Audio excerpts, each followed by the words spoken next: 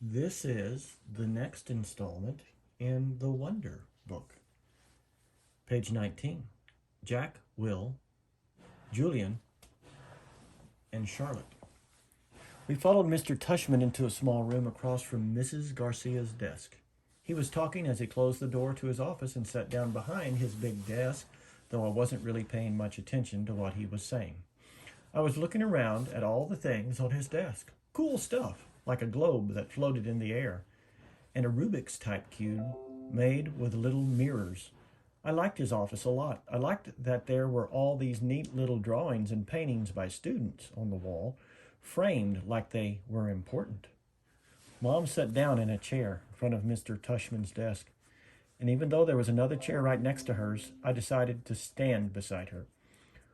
Why do you have your own room and Mrs. G doesn't? I said. You mean why do I have an office? Asked Mr. Tushman. You and she runs the place, I said. You said she runs the place, I said. Oh, well, I was kind of kidding. Mrs. G is my assistant. Mr. Tushman is the director of the middle school, Mom explained. Do they call you Mr. T? I asked, which made him smile.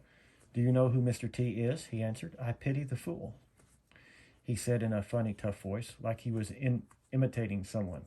I pity the fool. I had no idea what he was talking about. Anyway, no, said Mr. Tushman, shaking his head. No one calls me Mr. T, though I have a feeling I'm called a lot of other things I don't know about. Let's face it, a name like mine is not so easy to live with. You know what I mean? Here I have to admit I totally laughed because I knew exactly what he meant. My mom and dad have a teacher called Miss Butt, I said. Augie, said Mom, but Mr. Tushman laughed. Now that's bad, said Mr. Tushman, shaking his head. Guess I shouldn't complain. Hey, so listen, August, here's what I thought we would do today. Is that a pumpkin? I said, pointing to a framed painting behind Mr. Tushman's desk. Augie, sweetie, don't interrupt, said Mom. You like it? Said Mr. Tushman, turning around and looking at the paintings. I do too. And I thought it was a pumpkin too, until the student who gave it to me explained that it was actually not a pumpkin. It is, are you ready for this? A portrait of me. Now, August, I ask you, do I really look that much like a pumpkin? No, I answered, though I was thinking, yes. Something about the way his cheeks puffed out when he smiled made him look like a jack-o'-lantern. Just as I thought that, it occurred to me how funny that was. Cheeks, Mr. Tushman, and I started laughing a little. I shook my head and covered my mouth with my hand. Mr. Tushman smiled like he could read my mind. I was about to say something else but then all of a sudden I heard other voices outside the office. Kids' voices. I'm not exaggerating when I say this, but my heart literally started beating like I'd just run the longest race in the world. The laughter I had inside just poured out of me. The thing is, when I was little, I never minded meeting new kids because all the kids I met were really little too.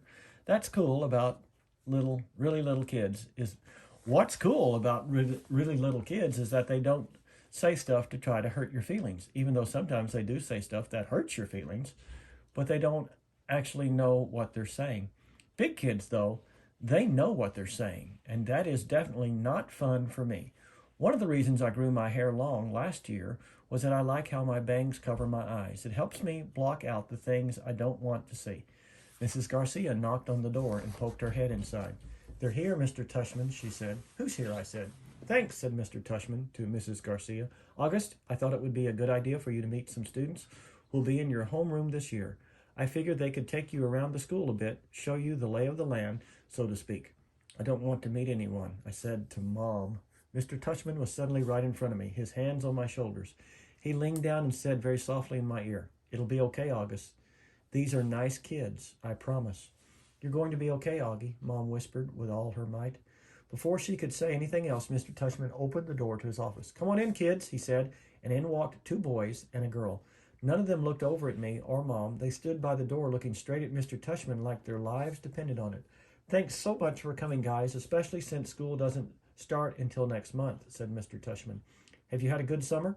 All of them nodded, but no one said anything. Great, great, said Mr. Tushman. So, guys, I wanted you to meet August, who's going to be a new student here this year. August, these guys have been students at Beecher Prep since kindergarten, though, of course, they were in the lower school building, but they know all the ins and outs of the middle school program.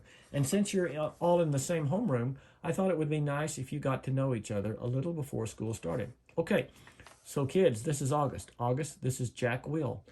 Jck2wll looked at me and put out his hand. When I shook it, he kind of half smiled and said, hey, and looked down really fast. This is Julian, said Mr. Tushman.